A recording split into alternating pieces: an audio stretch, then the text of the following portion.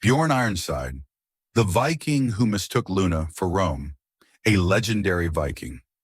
Bjorn Ironside, Bjorn Ironside in Old Norse and Swedish tradition, was the son of the legendary sea king Ragnar Lothbrok, one of the most famous figures of the Viking Age.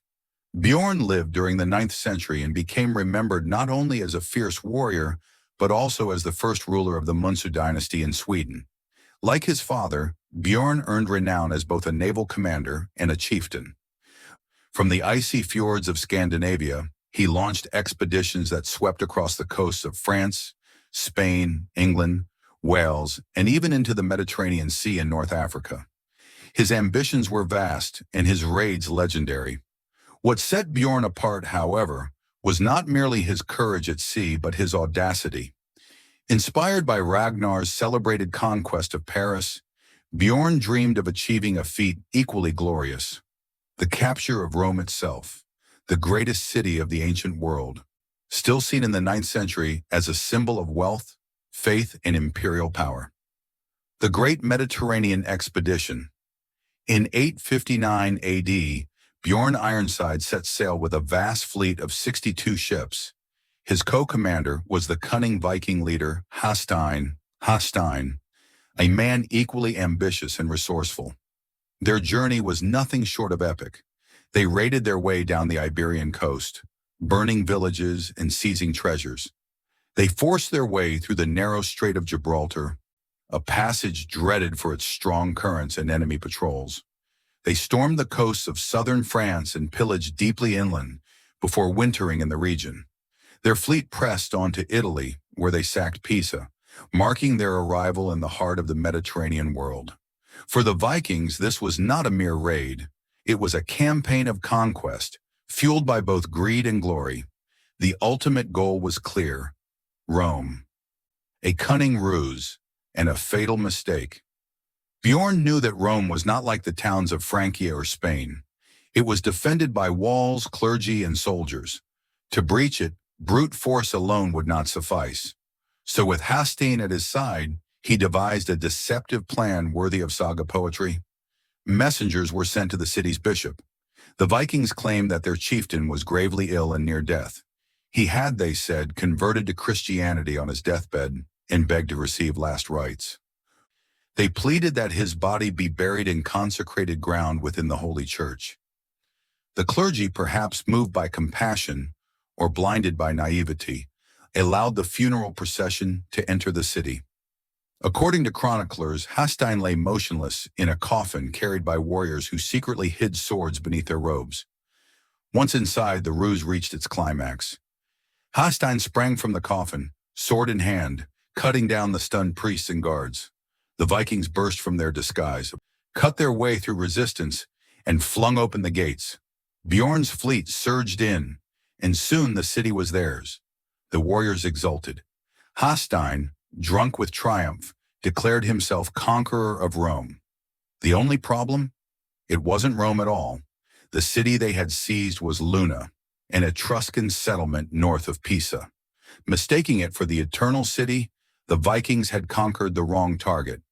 When the truth reached Hastein and Bjorn, fury replaced triumph. Rage drove them to sack Luna thoroughly. They looted treasures, enslaved survivors, and then set the city ablaze.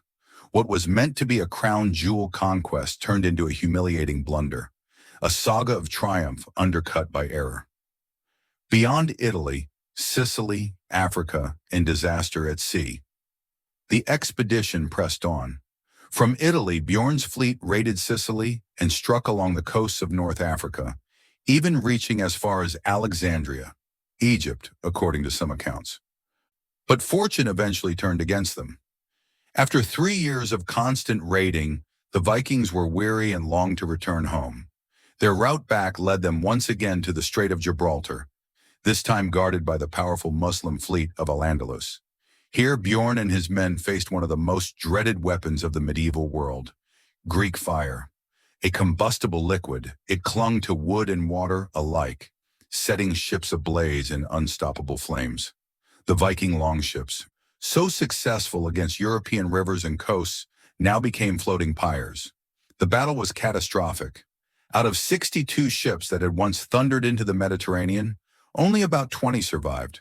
For Bjorn, it was a bitter retreat. To restore morale, he ordered raids on Christian Spain, even extorting ransom from the city of Pamplona, before finally turning back north.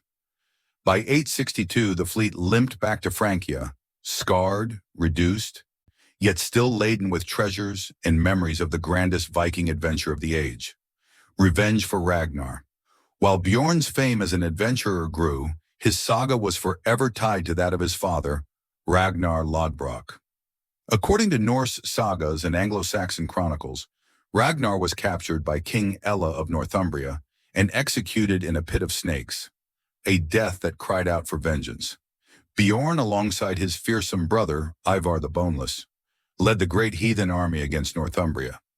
Their forces overwhelmed Ella's kingdom, and the king himself was seized.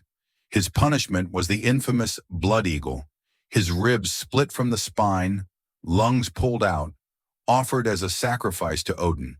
In the aftermath, Bjorn secured his position in Scandinavia. He defeated rivals, including Eystein Belli, and ultimately became king of Uppsala in Sweden.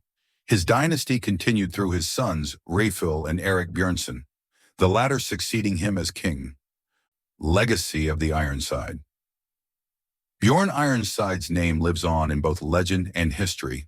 He was remembered as a raider of unmatched ambition, who carried Viking sails farther into the Mediterranean than almost any before him. A king and founder of a dynasty in Sweden, a man whose triumphs were mingled with mistakes, capturing Luna instead of Rome, stands as both a tale of cunning and a cautionary story of hubris.